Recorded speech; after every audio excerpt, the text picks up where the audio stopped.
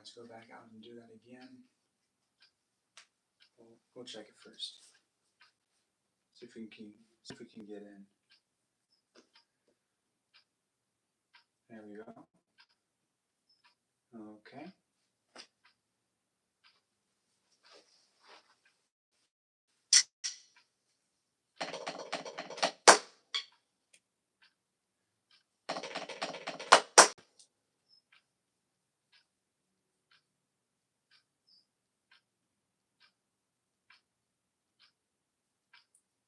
Let's see.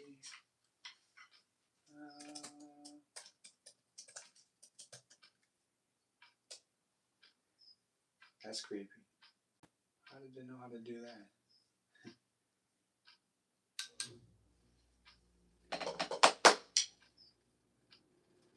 Okay.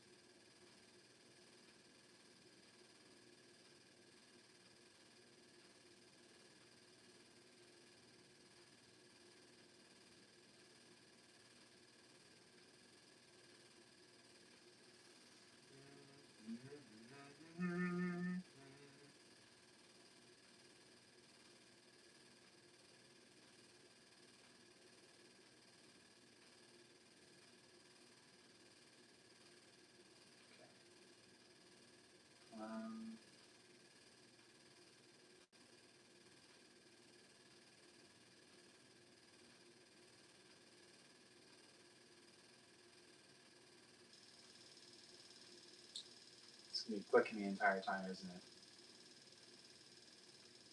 Oh man.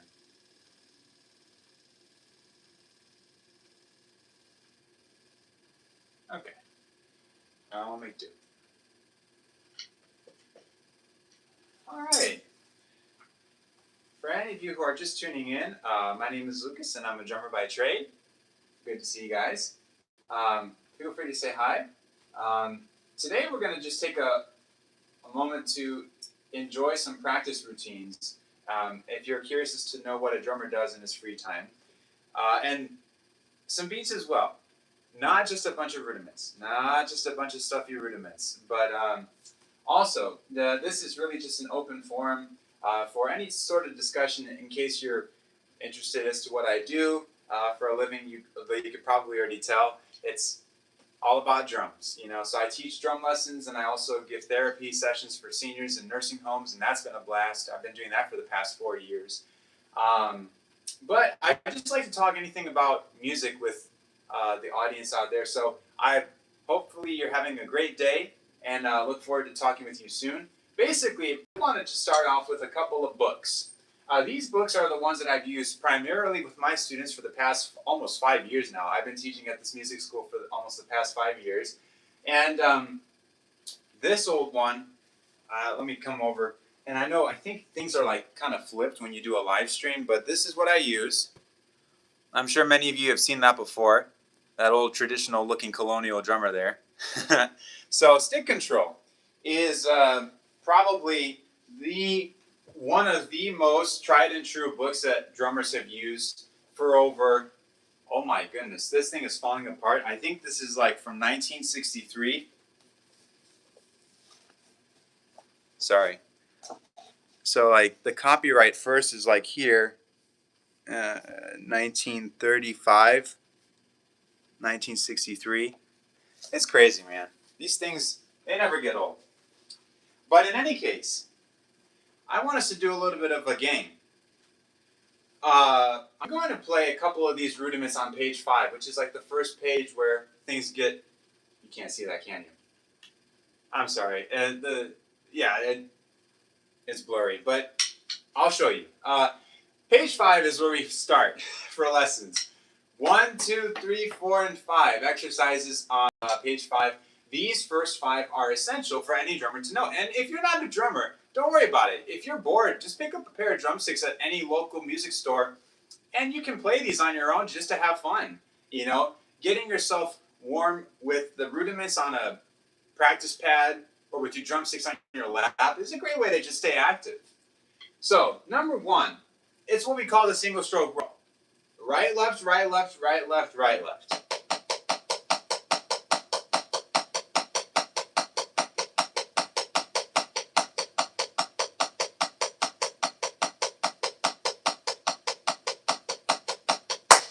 Right?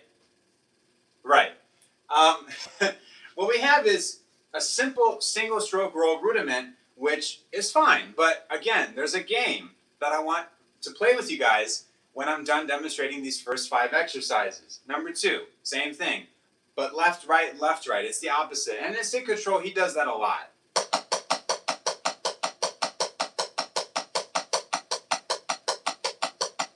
Etc. Number 3 is the double stroke roll. First 2 rights and then 2 lefts.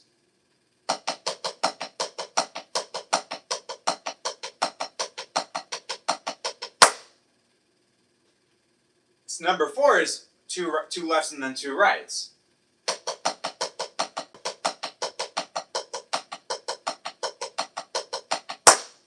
Okay, so that's pretty much it for the first 4. But number 5 is what drummers like to call the paradiddle. It just sounds that way. And so drummers have a unique way of saying that, hey, we should call this something that it sounds like. It's not really creative. But hey, it's fun to play.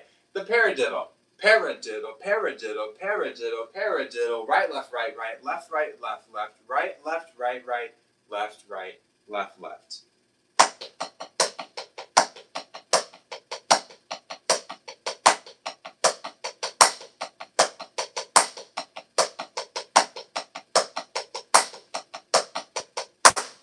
And so, that's giving you a clue as to what kind of a game I want to play with you guys.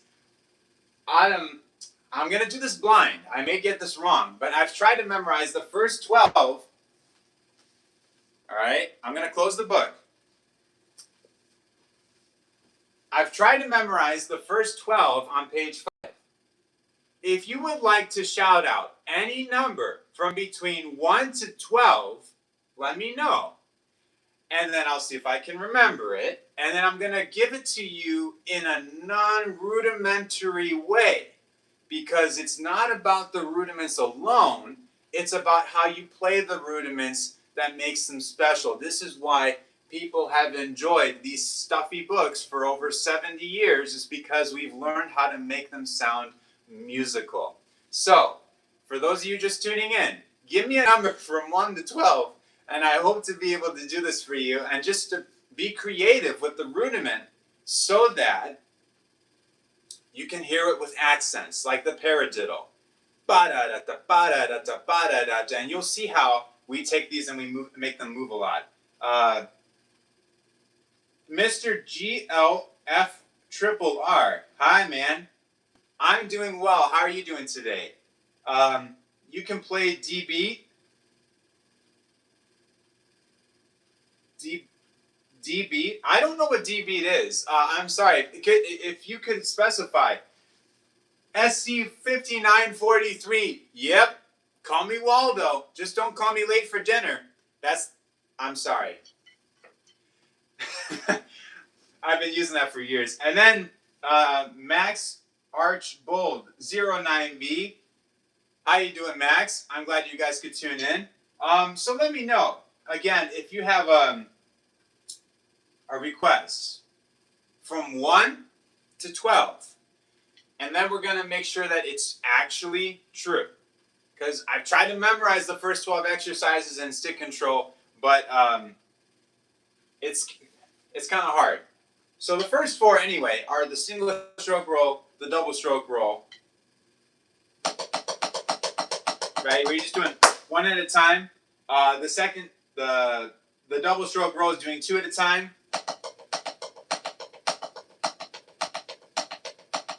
Right?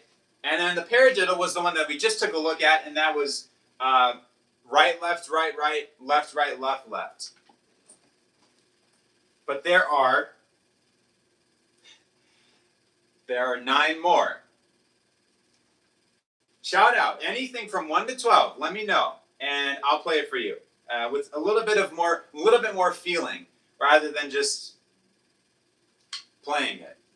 In any case, as we wait for any suggestions there, because I think you might be surprised as to how that sounds.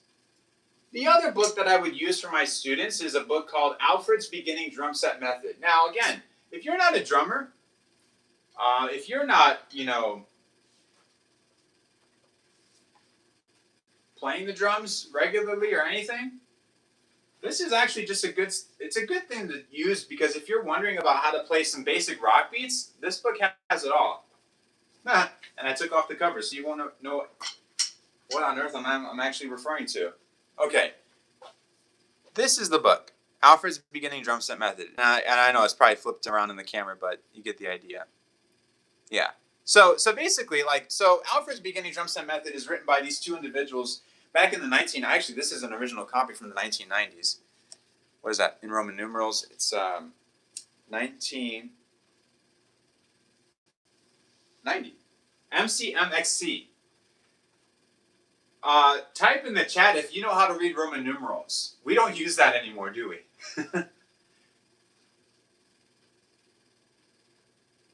So, these two individuals, Mr. Sandy Feldstein and Dave Black, came together to write this really good book for drummers who are just beginning on the set. And really, it's not that hard. All it takes is a little bit of practice each day. So I would say, if you wanted to try to play a basic rock beat, you find those on page 14. Again, from Alfred's Beginning Drum Set Method. If you want to play some harder rock beats, you find those on page 21. And really fun stuff. And then, of course, they get into some basic jazz stuff as well on page 35, if I have that memorized. I've done these for so long, I probably should. No, page 35 is when it gets complicated. Page 32 is when it's introduced. Anyway, so if you don't have any if you don't have any requests yet from page 5 from Stick Control 1 through 12. Let me just throw one out there, and you'll get an idea for what kind of a challenge this might be. I'm going to play for you number... What's the pattern for number 6?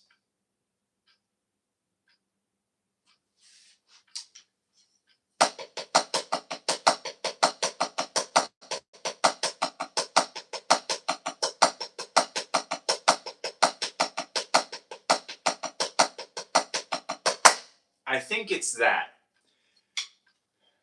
Right? Okay, so pay attention now. What did I say? Right, left, right, left, left. That was the paradiddle. This is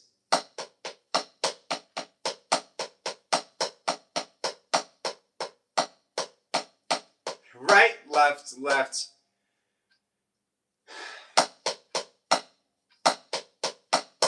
Right, left, right, left, right.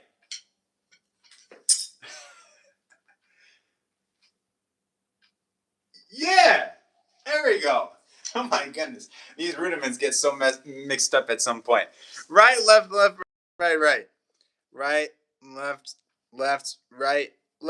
right. That's number 6. Okay, so now you get an idea for what kind of a gibberish I'm aiming for. But basically, I want you to see that if you play any rudiment, what happens is you play something normal. You play something bland. You play something like, I don't know, oatmeal without sugar. It's just bad, man. It's not even funny. So when you put on accents for these rudiments, think about what number 6 would sound like without rudiments.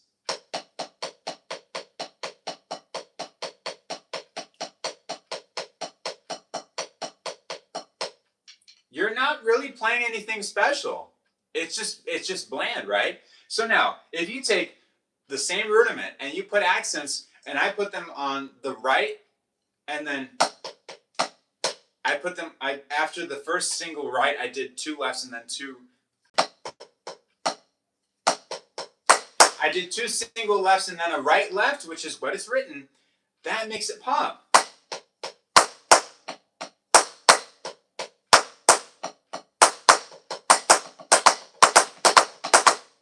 Now you see how that can get you somewhere.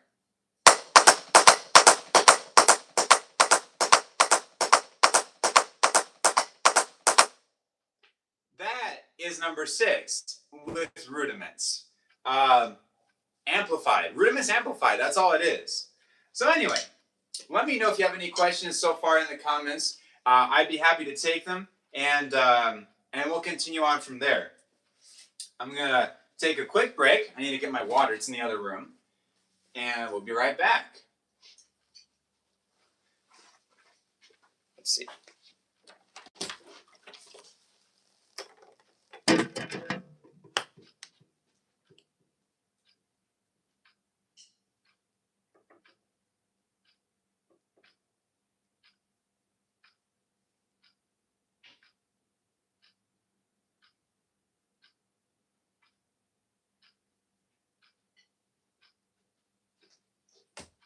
You know, people often ask me, how am I supposed to just work with rudiments? You know, how am I supposed to like play something simple, really, really simple, and just, you know, play it like I actually mean it. Play it with feeling. Play it with something that people would be like, wow, that's not what I was expecting. You just trial and error, you know? Out of these rudiments that I gave you here on page 5, all you're looking at is basically simple combinations. Let me come over and I'll show you again. So look, you know, if you were to take these, really simple combinations. And any one of these combinations can be made different in a multitude of ways. It just depends on how you want to use your rudiments your way. Whether you're playing rock or jazz, any sort of rudiment can be changed to make it sound any way you want. So the one that I just did was like, not number 6, but again, right, left, left, right, left, right, right, left, right, left. Oh my goodness, I might as well be reading the menu. Right, left, left, right, left, right, right, though. So once you get that,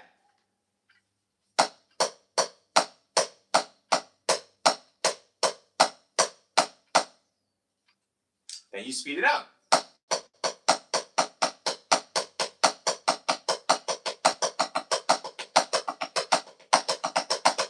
And then at some point, I had to stop because I hit a threshold. You would be able to use now, this is the next thing I want to show you guys today, the Moeller method. Now, Mr. George Lawrence Stone was the author of this book, right? Stick Control from like 1935. And he references something informally about the Moeller method, which was developed by another gentleman named Sanford A. Moeller back in the early 1900s. I'm sorry if you're tuning into a music lesson in history about that with regards to percussion, but I love going back into time and to find out where these things came from. Sanford Moeller was the gentleman who discerned that from the drum liners in marching band, the reason they could move so fast was because of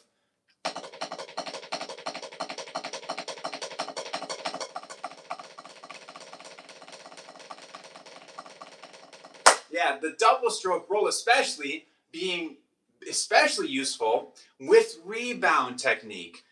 All it is just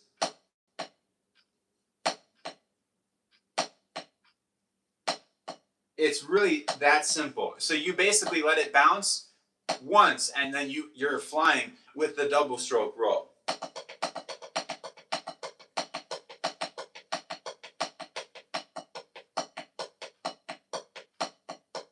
And now, apply this to rudiment number 6. Right, left, and so on and so forth.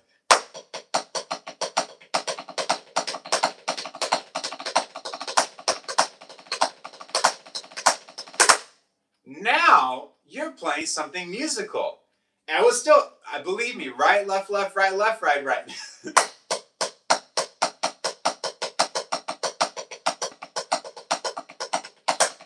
Oh my goodness, I could probably stay here for another half hour on the pad, but no, that wouldn't be fun. Basically, that's what we look at when we approach the books that have helped us shape our sounds in the past. I mean, they're pretty dry and they're basic, but at least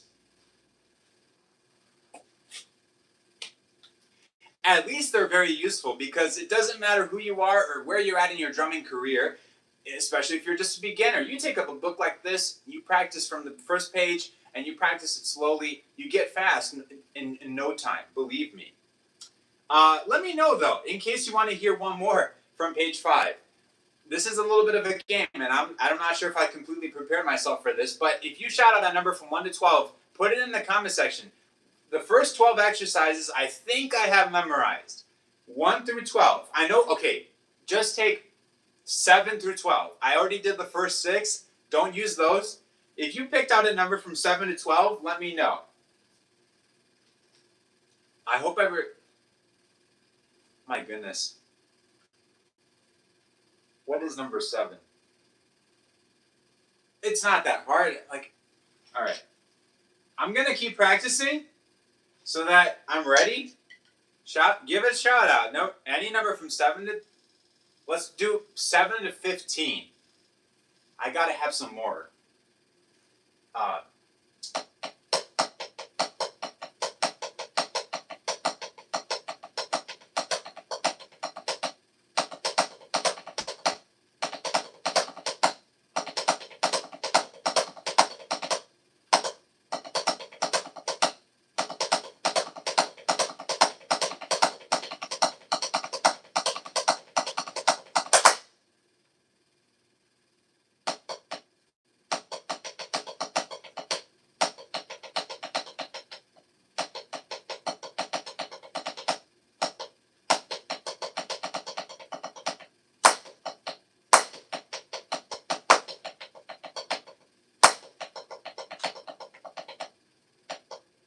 So I'm coming across a stumbling block here, and if you notice what I'm doing, I'm restarting. I'm not going to say which one I think this is because I want you guys to shout out a number. Again, from 7 to 15, if you will. I'm coming across an issue, and I think this applies to any song, to any beat, to any instrument that you want to play. Don't hammer your head against the wall. You're literally going to get yourself a headache because that is not the way we learn as humans. Maybe robots, maybe AI, but not us humans. We don't do that.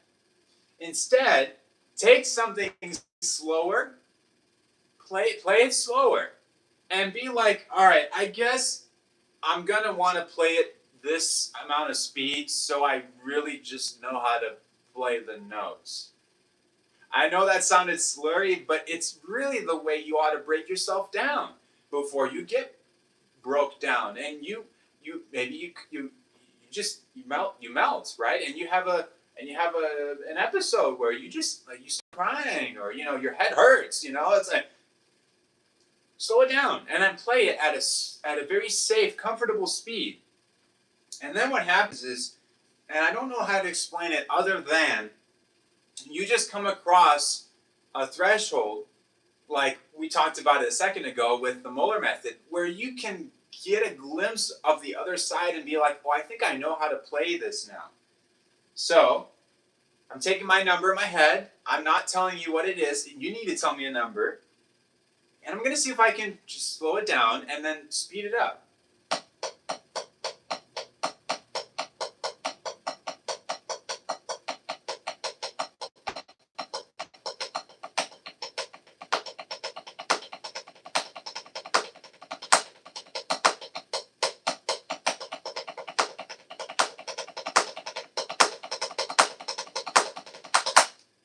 That was much better. It took me a second to remember how I flowed with this thing, but that is what I'm talking about. When you can take something and be like, wait, I think I'm getting a movement, a motion here, a sort of a cadence to this pattern that I think I can lock into. And this ties back in again, ladies and gentlemen, with what I mentioned a couple minutes ago.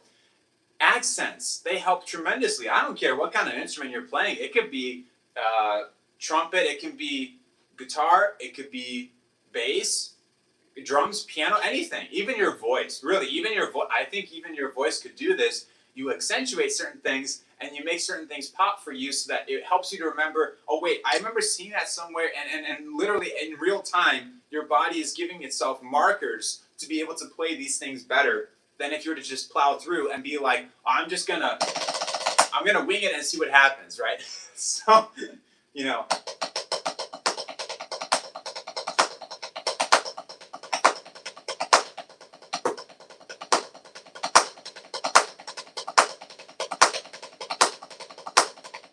Yeah, Yeah, that's a little bit better. That's a little bit better. And to be honest, this is not an easy rudiment to practice, so I'm giving myself a hard time a little bit, but you get the idea. So again, in case you're just tuning in, these are two books that I would highly recommend. Stick Control and Alfred's Beginning Drum Set Method. I don't care what instrument you're trying to learn at this point, but please pick these up because they're really, really good resources. And they're not paying me to say that. I mean it from the bottom of my heart. It's these two books have been tremendous help for me. Really quick, and then I'll move to the drum set. If you guys are unsure as to can you really pick up a new thing, a new hobby at any point in your life, you really can. You really can. It's something like this, especially drums. They're very low key, and I mean that in the original sense of the term. I don't mean low key, low key. You know what I mean? Low key, like low key. These are low key instruments, like this, the drums, the piano, the violin. Even I mean, it's a screechy instrument, but if you work on it, you can get it. So if you picked up the drumsticks for, I don't know, like 30 minutes a day, and you were to work on some basic rudiments, you can get yourself in a really good situation 3 months down the road. I mean, first of all, don't just do rudiments, but do a little bit of rudiments and then do a little bit of beats, and you'll get yourself somewhere soon, you know? That's what I found out. I was growing up in a house where, in a household where my dad was musical, my mom was musical to a certain extent. Like she would say, well, I haven't played the violin since like 5th grade. We still counted her as a musical inspiration in our development, in my siblings and I's development. You listen to music, you play music, I'm sure, in the car. And so if you were to just play a little bit on your own, there's no telling what you can do. No telling at all. So anyway, feel free to say hi. I hope you guys are having a good day. And let me just take a quick break. I'm going to come back to the drum set, and I'll show you guys what I've been doing on the kit. It's been a lot of fun. It's been a little crazy, though.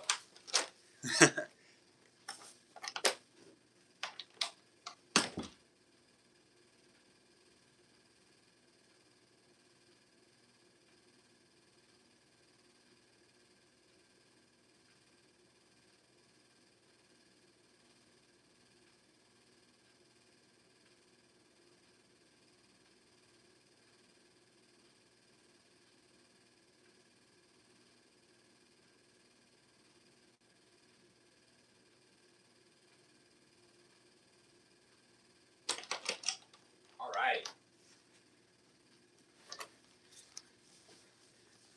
Good stuff. All right, so now, part 2 of today's program.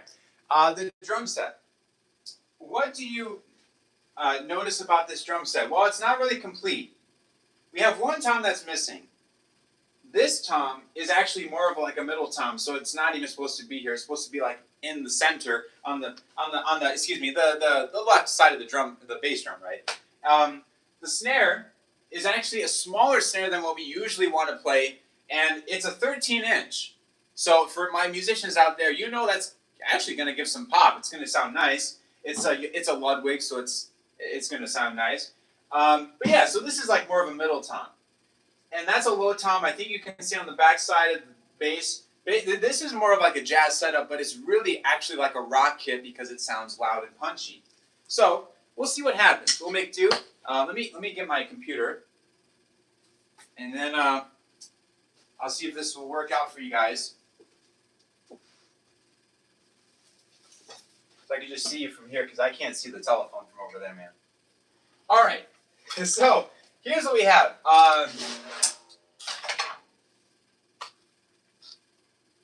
Basically, when I come to the drum set, and I think I've shared this before, I really don't know if there is like one best way in which to warm yourself up, but I do know that one of the ways is with those books, which we talked about a second ago. Doing rudiments, doing beats, right? Any kind of thing to get you warmed up and put yourself in a situation where you're gonna stay warm, you're gonna feel good, and you're not gonna like risk anything like pulling a hamstring or something crazy.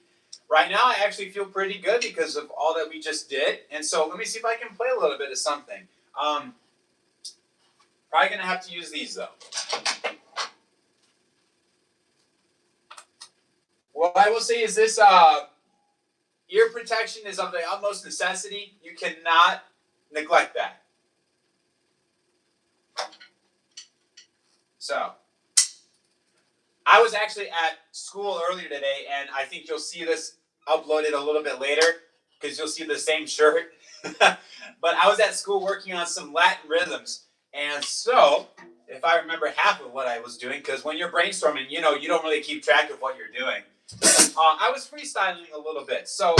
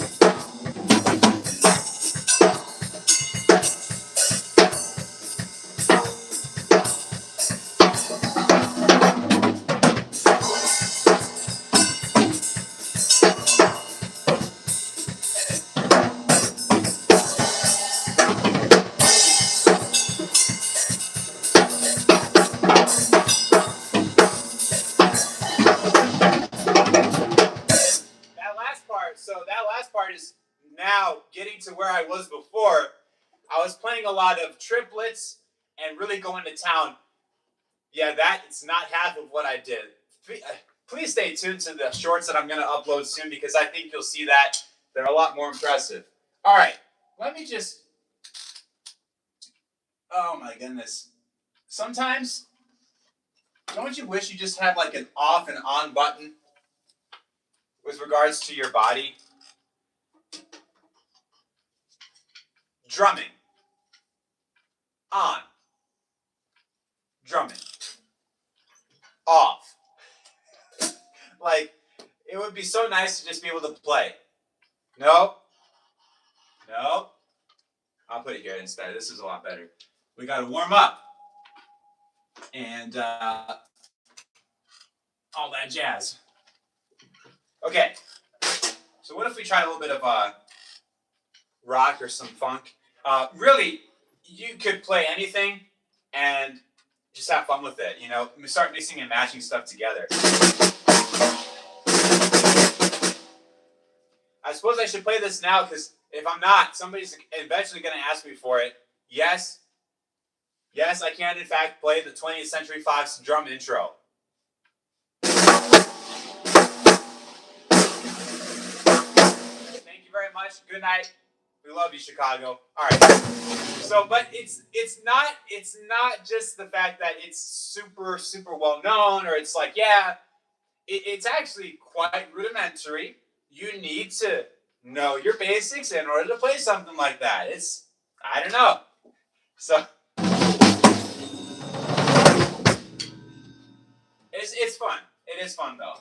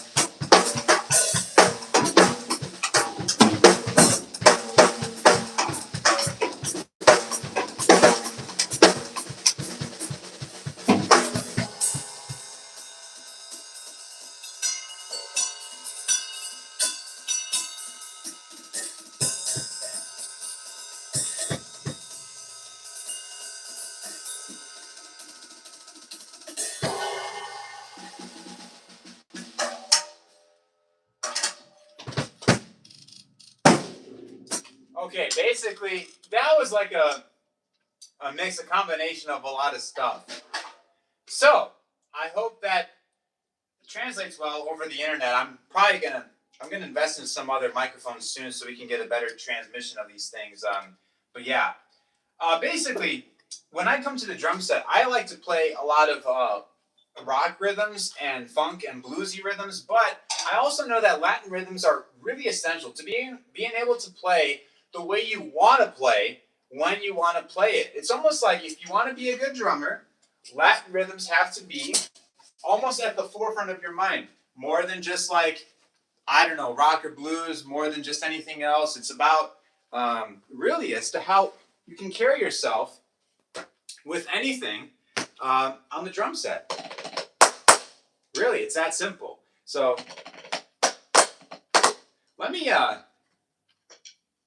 see if I can come over, or I'll bring the camera to where I'm at, and then we'll talk a little bit.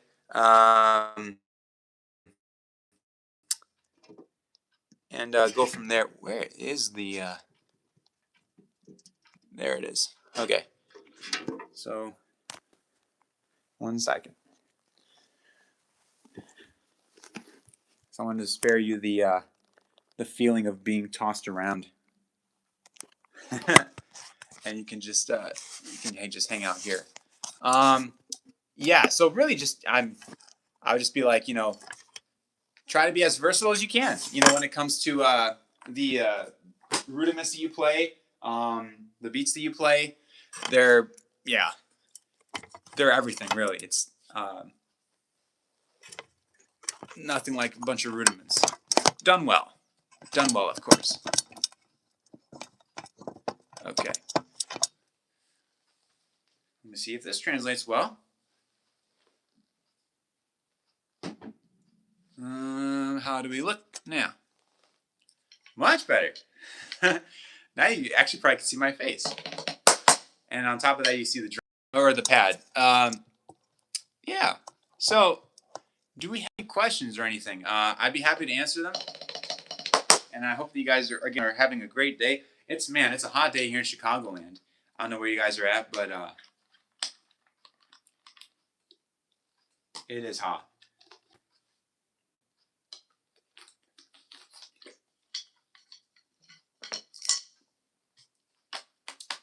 Let me ask you guys, if I asked you guys what kind of music do you guys like to listen to, what would that be?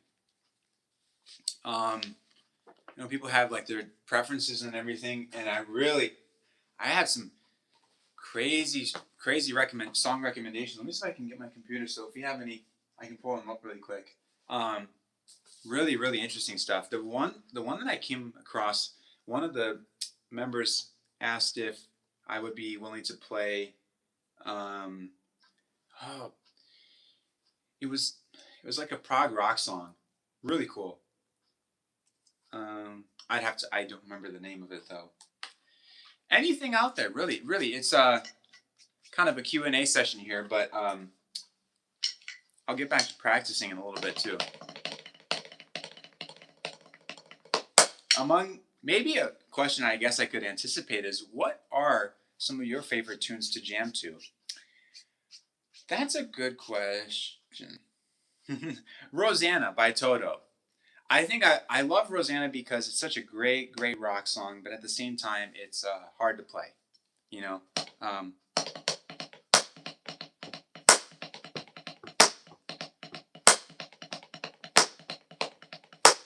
If you can imagine, like the beat on the pad.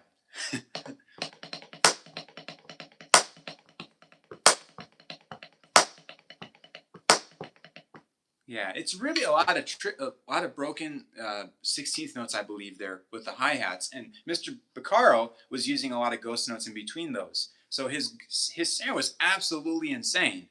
And he was going in between that all the time.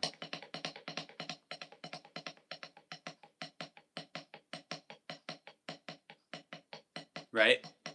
Really easy stuff when it comes to breaking it down, but when you speed it up, it becomes one of the hardest beats in all of rock music. Rosanna is a great song. If you want to just play along to a fun tune, it'd be like "Eye of the Tiger" by Survivor. That's another great tune. In fact, that uses some choking on the cymbal. I don't think we've talked about that today. If you want to know how to choke, I might have to do a video series, just a video on that. But yeah. And then, a recent one that I've really, really enjoyed listening to would be Dire Straits. And Jeff Porcaro was playing for them on their last studio album in 1990, I believe. And the name of that album was On Every Street. Comment if you know that one, On Every Street by Dire Straits. That British rock band, really good stuff.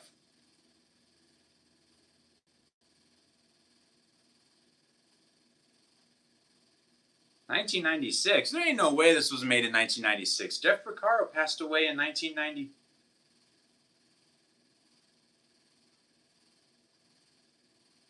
Now I'm gonna have I'm gonna have a fit about this now. I should have known. This is like my favorite album from Dire Straits.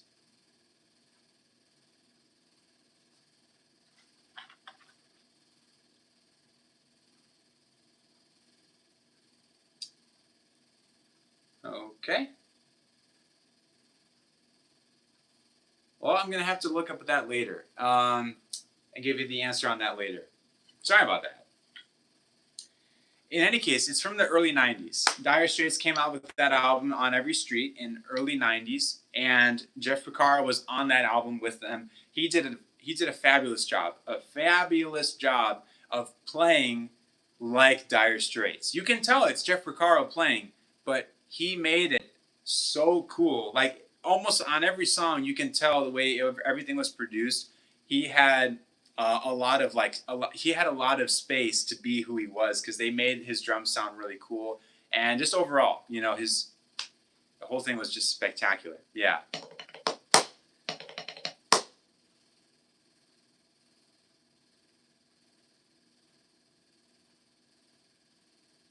It was an amazing album.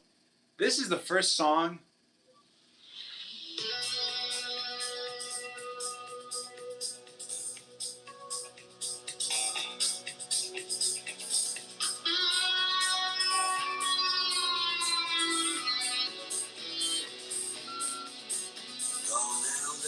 Right?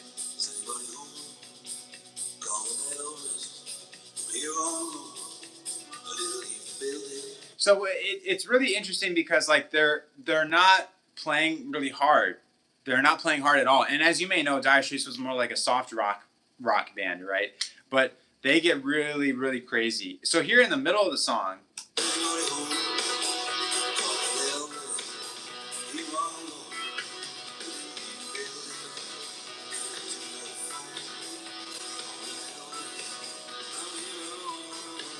and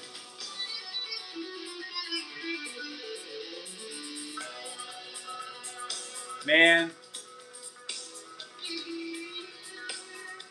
we don't have rock bands like Dire Straits anymore. I don't know what it is, but my dad grew up on them, and when I was growing up, he was playing them a lot, and so really, really good stuff. Brothers in Arms, fabulously done album. My favorite was On Every Street, which they came out, I think it was 1991 or something like that, and it insists that it was released in 1996. Yeah, right.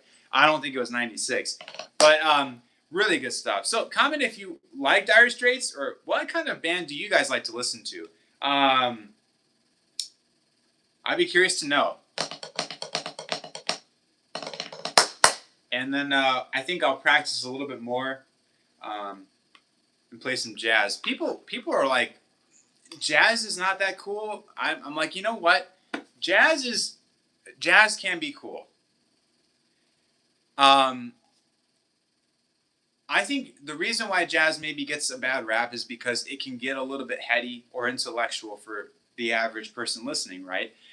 When you walk into a jazz clinic or a nightclub and you're listening to jazz, the players sound really good, but sometimes it can be hard to understand what language they're speaking. You know what I mean? It'll almost be the sense of like if you knew a Latin-based language, if you knew Spanish, if you knew Italian, Portuguese, French, Romanian even, right? If you knew any of those languages, and you started, I mean, if you wanted to go see someone who spoke Latin, and then you were like, I think it would work. It would be fine. I speak a Latin-based language, so you walk into that establishment, and all of a sudden they're speaking ecclesiastical Latin.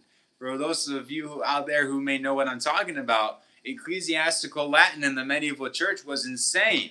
Not everybody could speak that. Instead, everybody was probably speaking more of a common day, colloquial, everyday use, common tongue Latin. And ecclesiastical Latin was reserved for the church and for the clergy. So you're not going to want to listen to that Latin. Not that Latin.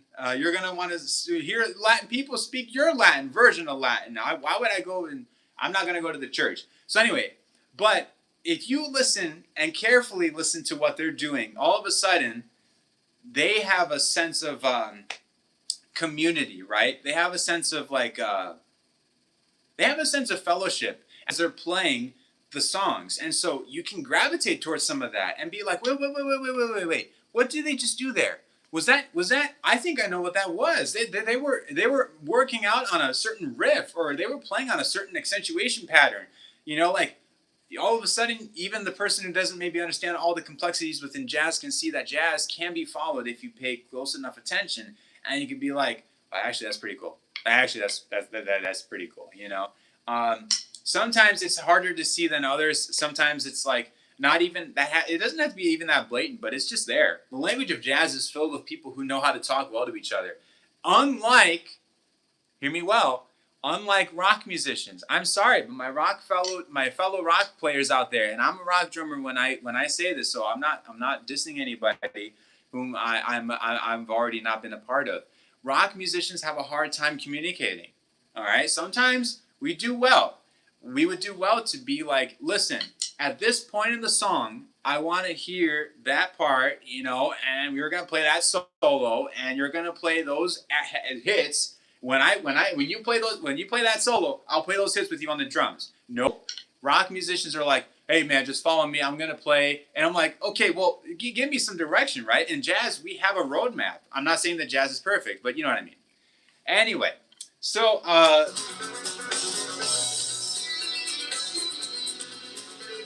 yeah, man, this is a killer song. In case you're wondering, it's "Calling Elvis" by Dire Straits. I would really recommend it if you want a good jam to listen to. Check it out. So, as we wrap up for today, we should play a little bit of jazz. I don't think I could. Could we just set this thing up right here so then you can see what I'm doing? Or is that too close to the? Is that too close to the kit? Does it not make sense to have it here? Well, you want to be able to see the hi-hats, would you? Oh, the snare's on this side. Okay, never mind. You don't need to see me playing the tom. So if we go this way. Yeah, we'll go with that. So for those of you who are just tuning in, or maybe you've been here for a little while, thank you for sticking around. I really appreciate it. And again, let me know. We never finished our little game of throw out a number from between 7 to 15 and see if I can play it. And by play a rudiment, and let me know if I do it poorly or if I do it well. But before we finish for today, we're going to take a look at some jazz. So jazz is really fun. Like I said, it's been fun to start learning it and work on it with some friends of mine at college. Because jazz ensemble was tough, but it was rewarding. And so we're going to see if this works. I'm going to play a little bit of swing and see if you can hear it well enough from this angle here. I think this will capture everything that you need to see. So we'll go with that. But again, it's like jazz, like any other genre. It's like you have to practice it. You have to see how it sounds on your own to then, be comfortable with yourself and go from there. Among the many flavors of styles of jazz, you have like Latin jazz. You have fast jazz, which we would call bebop, and it's a very fun style, but it's fast and it's hard. Then we also have like some basic swing, right? And when I think of jazz, I think of like Benny Goodman, Glenn Miller, and those old timers that could really just have fun just playing basic swing, you know. So if we were to start with that, you know, here's a little bit of that, and at a moderate tempo, really not that fast, and just to have some fun.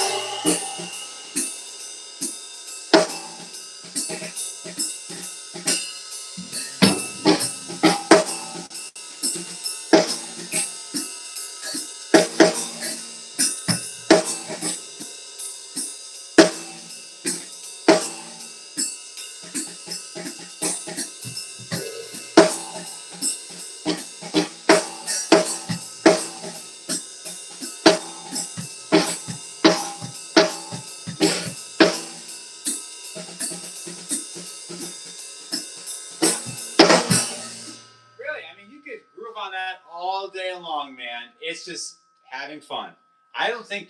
Can you see my face? Yeah, it's fun. Like. All right. So basically, that was a simple groove, and if you wanted to, you can make it peppier. You know, that's when you start getting into bebop jazz, and I think I mentioned this in one of my shorts. So you feel free to check it out. But I don't know if I'm still warmed up yet.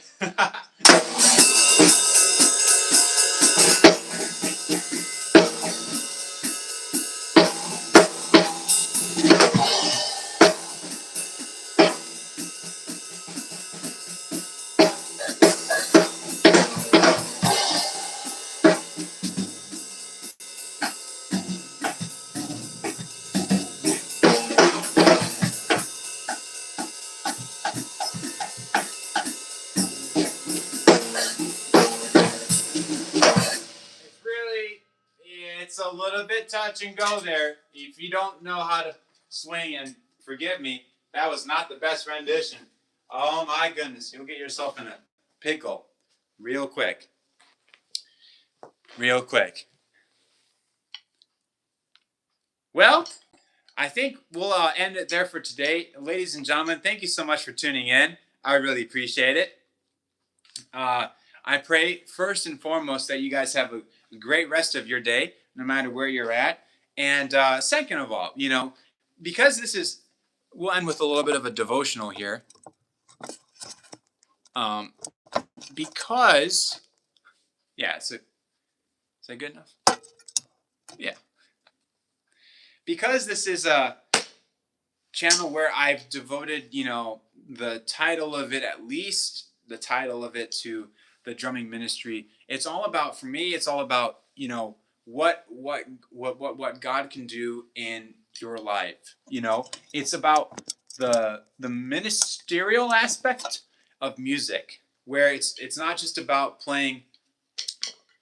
And I'm not gonna be unhappy with this video until I get it higher up so you can actually see me. And this is such a bad like spot. Hold on one second.